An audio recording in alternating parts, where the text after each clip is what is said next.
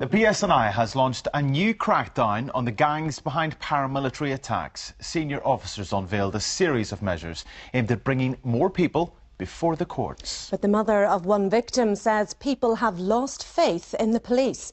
Sharon O'Neill has the story.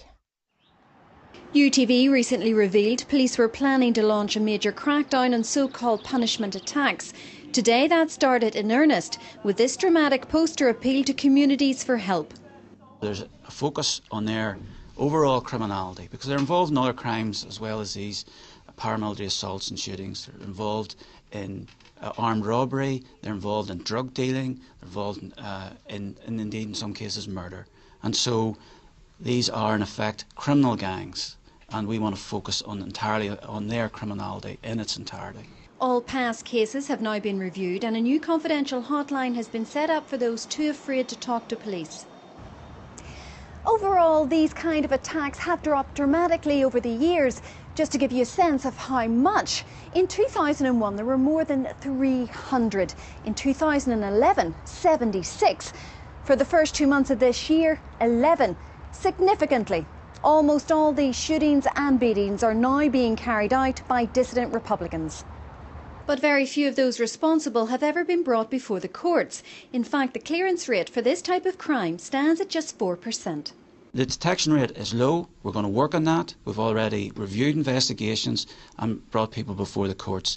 Now, the charges don't read paramilitary assault or paramilitary shooting. It's possession of offensive weapons, possession of firearms, and we have had successes. So what is your message to these people today? Well, quite simply, we're going to put you out of business. On the ground, the initiative was met with scepticism. Una Crossan works with a group of young people in Belfast campaigning to end the attacks.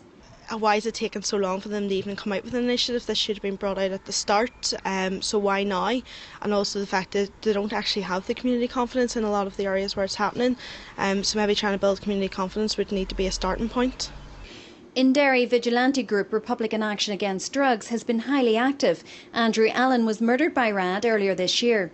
If the police aren't seen doing what they should be doing, then maybe people don't have faith in them at the same time. So you don't know what situation you're in. We have to set up some kind of grouping, some kind of a system, some kind of forum whereby if there are issues in communities, that communities with the people involved can sit down and try to resolve their issues. But certainly it can't be resolved by bats, or certainly can't be resolved by guns. So a police pledge to finally get tough on those who mete out their own form of justice. The question is, will it make any difference? Sharon O'Neill, UTV Live.